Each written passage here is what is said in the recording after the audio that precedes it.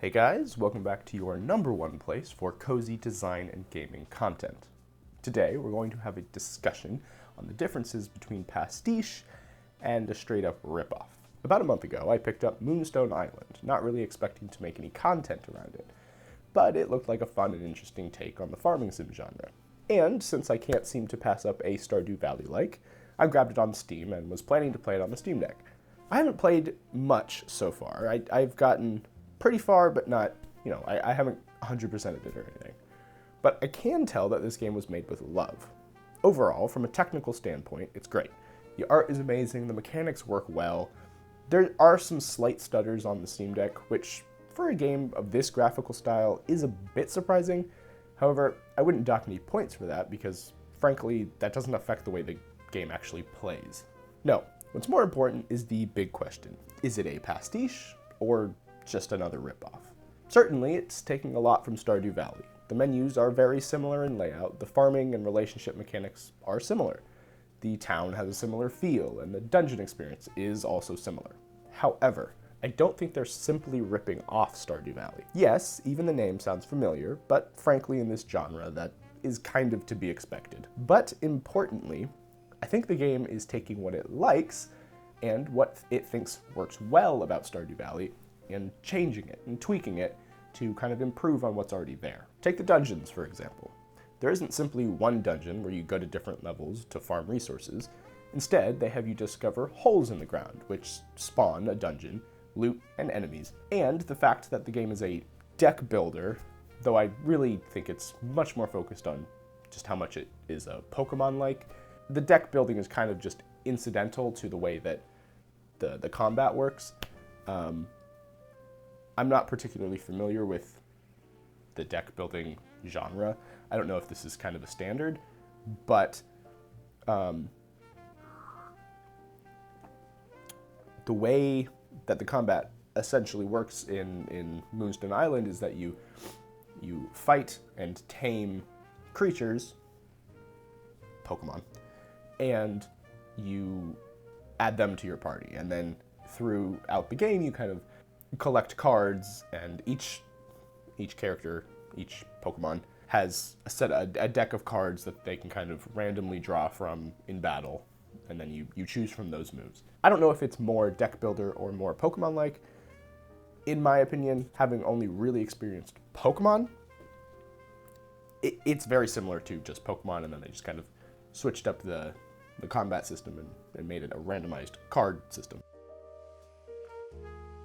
Because of the way that you build your party, these dungeon interactions are way different than you get in Stardew Valley.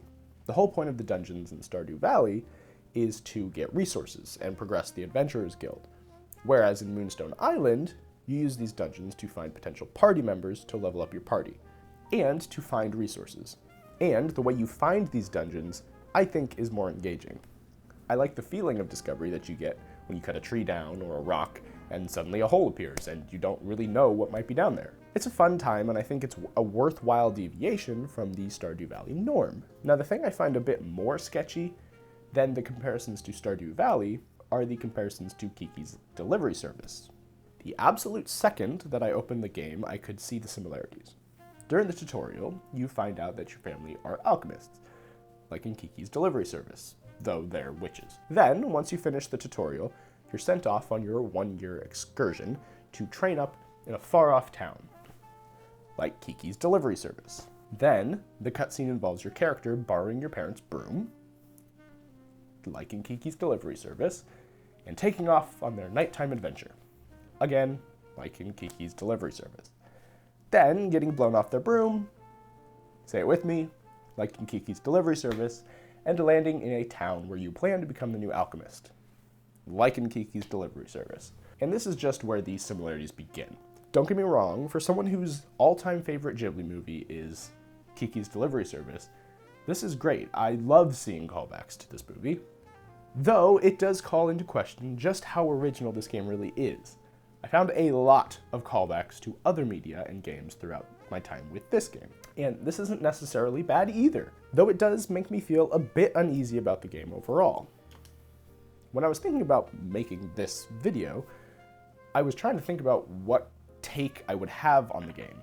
And I had a lot of trouble kind of figuring out whether or not I was down for the idea of just kind of taking a bunch of ideas from different media and cramming them into a game. I had a lot of kind of misgivings about that. Because it felt a little bit dirty to me. And as I played through the game, it became a little bit more clear that this game does have kind of its own personality and its own ideas. And I definitely don't think and wouldn't say that it's just a straight up ripoff by any means. Though it does heavily draw from other media and other games. I'll get a little bit more into this later and kind of my critiques on how they do this later. Now, I want to be clear. I really like this game, and I don't think it is doing or could do any harm to other IPs. Stardew Valley is doing great, and I know Studio Ghibli couldn't care less about a game that uses the premise of one of their movies. Hell, Ghibli does this all the time. Just look at Howl's Moving Castle. So I definitely don't think this is a reason not to buy the game. If you want a beautiful, charming, and cozy farming, deck-building, Pokemon-like open-world exploration game, look no further than Moonstone Island. It does all those things beautifully. And on top of all of those, it takes the ideas from the most recent game that I can think of that it pulls from, Tears of the Kingdom, and makes the entire game about exploring all these different islands in the sky. The whole game takes place in Sky Islands. So that's just a fun premise in general. And it's kind of about building bridges between all of these islands and building ways to kind of traverse the world. It does a lot of unique things. It takes a lot of unique ideas and kind of develops on ideas that are already existing and kind of changes them and tweaks them. And I do think it does a genuinely, legitimately solid job on not just ripping off another game. It has its own clearly unique art style, has its own clearly unique world. It's definitely not just taking place in another world that somebody else created. It is its own unique thing. It just got me thinking about what actually constitutes pastiche in gaming and what is just a straight up ripoff. And it got me thinking about how hard it is to tell the difference between the two sometimes. I think in gaming in particular, this is extremely common, given the fact that when a game comes up with a new way to do something that works well, i.e. a new game mechanic, others are bound to copy that mechanic into their game. And I don't think that's bad or to be avoided. We got the whole genre of FPS games from that exact phenomenon. However, when so much of a game is made up of mechanics and ideas from other games, it does start to feel a bit off. It's hard to get super connected to a game when you recognize most of the elements from other games, because then you spend most of your time with the game thinking about other games. And in the worst case, this can lead to you thinking about how much you love these other games and wanting to go play them instead. This video is mostly just me thinking out loud about a topic, so I'm not going to get into any kind of conclusion or moral statement here. I just found it interesting that when playing Moonstone Island, just how much of games consists of calling back to the classics, and how empty those callbacks can be when they aren't subverting the player's expectations. And when done well, this can be incredibly interesting and unique. Though I find that a lot of times games will take the easy route and just kind of reskin a mechanic from another game and call it new. I'm not trying to blame the developers here, because I think for the most part, a lack of creative vision is a result of a rushed product, and until we can find a way to structure game creation in a way that doesn't make spending 5 or 6 years on a single game inaccessible to smaller studios, we won't really break out of that in the indie space. I don't know. I think for the most part, these indie studios are doing their best, and sure, there definitely are studios who are just trying to make a quick buck on a trendy genre. But I think for the most part, these studios and developers want to make something unique and interesting. They just aren't always given the time and budget to do that. That lack of time and budget can tend to lead towards a knockoff when the intention was pure pastiche. Art takes time, and when it isn't given the time it needs to be thoroughly thought through, planned out, and executed, it will almost always, barring some divine intervention, fall short of its original vision. And I know myself am not immune from this either.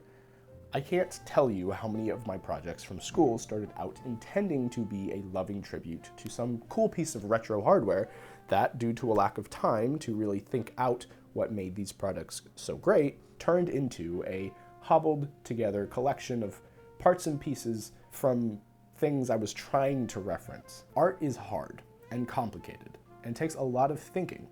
And I really don't care if you think that games aren't art, because they absolutely, unequivocally are. And as a result of how technically complicated they require a lot of time to successfully pull off. Time that is rarely given.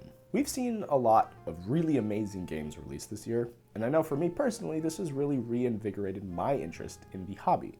I know there have always been great indie games hidden away in the Steam library, but I never really thought to go looking for them until pretty recently, because for a while, all you would hear about was just how bad the latest game was, and how rushed the team was.